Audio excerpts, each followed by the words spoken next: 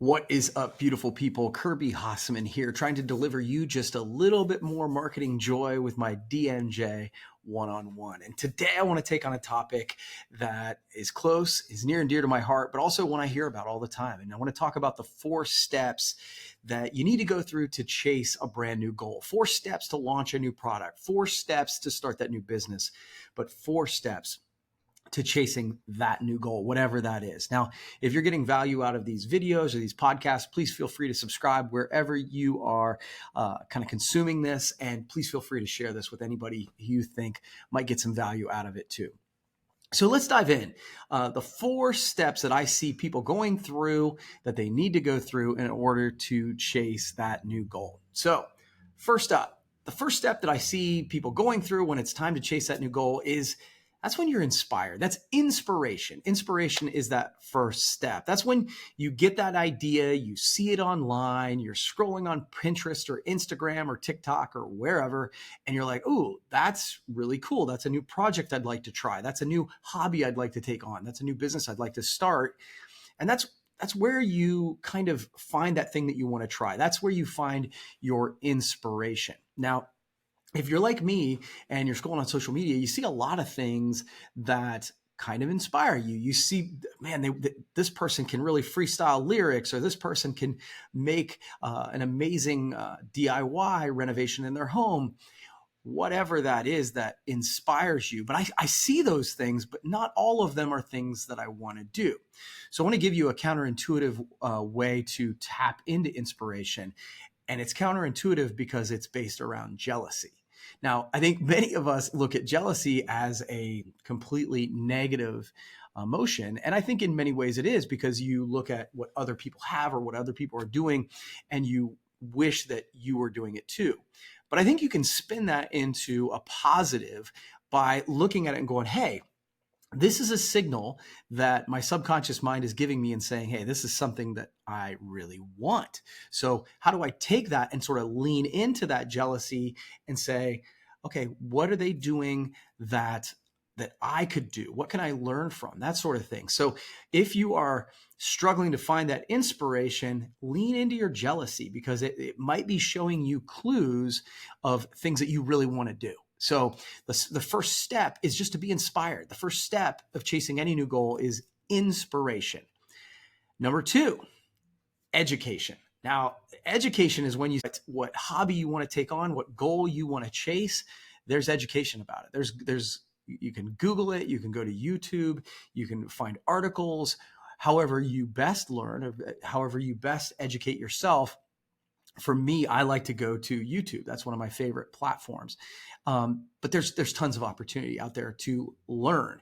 And so that's great, because that's the second step. Now, I will say that the big caveat with the education phase is this is the place people get stuck, right? This is the place where they say that perfection jumps in. You're like, you're inspired to do it, and I'm going to get educated so that I can do it well.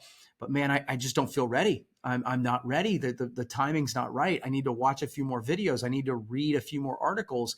And this is where education can become a little bit of mental masturbation, right? Like there's no action being taken. And so while the second phase is wildly important, because you do need to educate yourself on the steps you need to take, the things you need to invest, the work you need to do, you do need to become educated on that. But there is a place where it just becomes a way that you are actually putting off doing the work.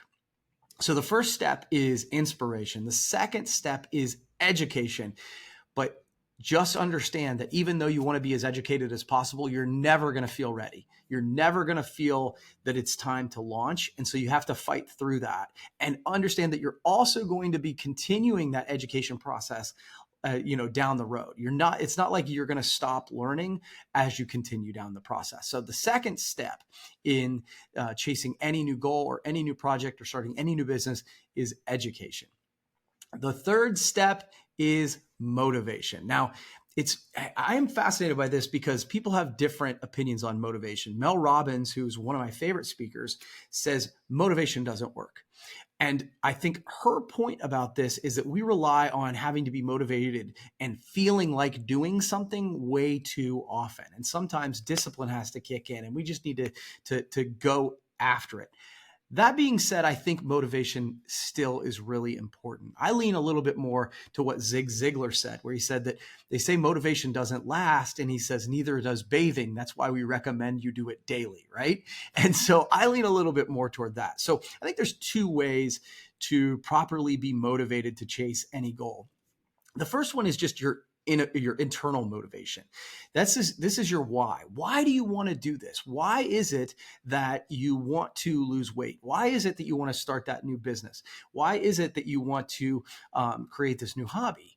And understanding why you're internally motivated is really important when you get into those challenging times. Because if you say, look, I want to, have 6-pack abs, that's fine. But if you're like, look, I want to be in better shape so that I can walk my daughter down the aisle, that hits at a little different level. So understanding your real and honest internal motivation, by the way, the 6-pack abs thing might be totally good, but for me at this phase in my life, that's not something that really drives me as much. Whereas, being around to play with my grandkids really does. Neither motivation is wrong, but it's important that you understand which one drives you. So that's your internal motivation.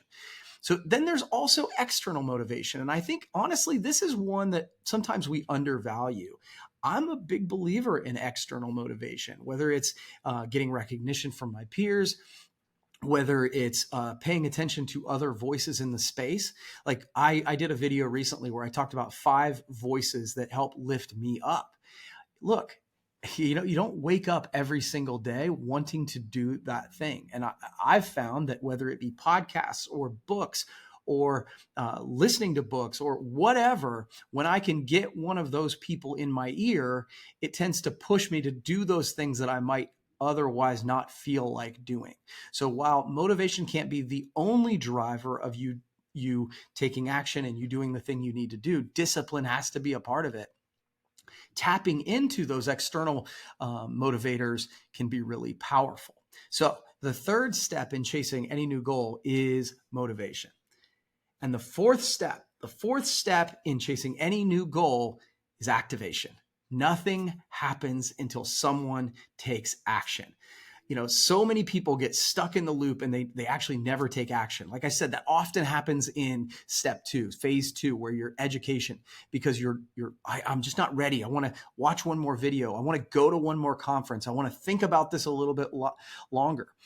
And I think that what people lose sight of is that there's a ton of education that happens during activation.